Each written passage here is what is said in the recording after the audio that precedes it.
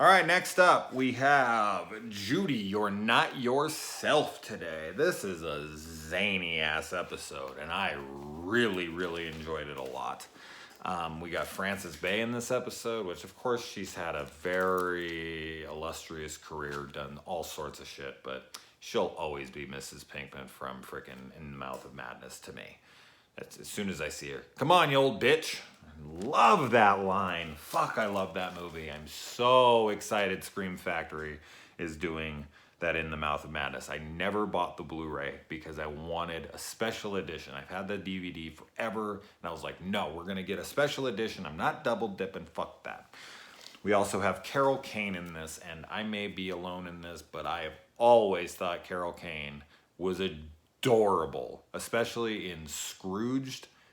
The bitch hit me with a toaster. I love Carol Kane, and she is fucking fine in this one for sure. So if you don't think she's attractive, you may want to check this out because I seriously think she's really, really good looking in this. I have a total crush on her. She's got like that innocent, I don't know, whatever, doesn't matter.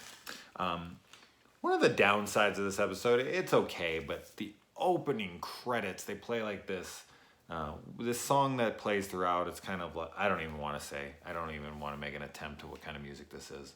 Salsa-ish? I don't know what kind of music that is, but it doesn't matter. The opening credits are so long. I mean, this is like a 25-minute episode, and I'm not shitting you. It's like 2 to 3 fucking full minutes of just like close-ups on little porcelain figurines and all sorts of little stupid, things they have eclectic in the house. I don't know. That was lame.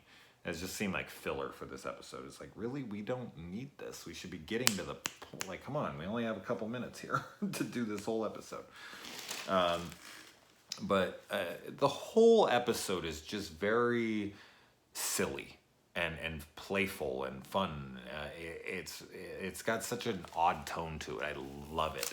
The guy answers the door with a gun, and the guy at the door is an anti-gun person. It's just great. And then he's like, just settle down. Look, my gun's not loaded. And he points it at his wife's head and pulls the trigger to prove that his gun isn't loaded. That's insane.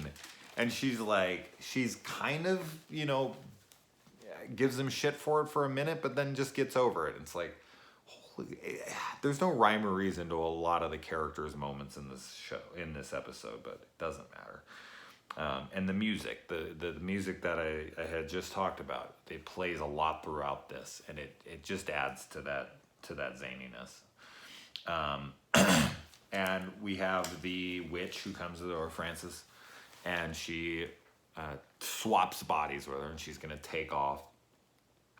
And the husband is actually very smart here, and he goes and he convinces the witch, I guess that's what she is, that she has cancer. He doesn't like confront her. He doesn't he goes up like, honey, what are you doing? Like, you know the cancer, there's no chance for remission and this and that. That was great. And he locks the other one, like his wife's body, in the closet.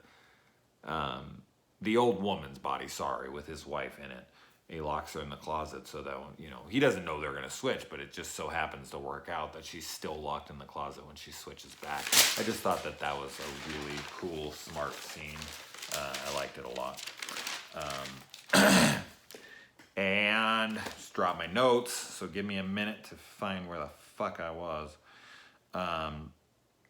And I love that, like, when he comes home, she's still in there, and he sees that the handle is jiggling, and she's in there, and he just, because he's this gun-toting fucking lunatic, and he's talking about how he's just gonna blow this bitch away and all this, and then he just blind fires, like, ah, and he's like screaming and almost like crying at like having to fire. And then she comes out of the closet and she's been hit and she like falls to the ground. He just starts celebrating. And he's just like, yeah, all right. That was such a rush and all this. It's so good. I love it. He's just like, blam, blam. His reaction to killing her is fantastic. Then we shoot 3 months later.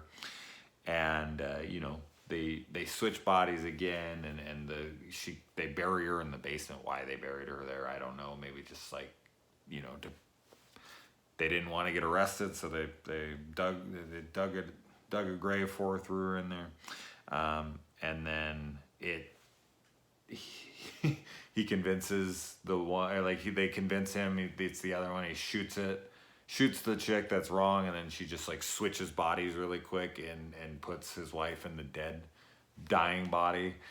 This is good. Just real like quick, smart little things, and it's grim ending and funny ass characters. I really enjoyed this episode a lot. They have such an odd relationship. It's just, I love the really odd tone of this episode. So this is a really fun one. All right, guys.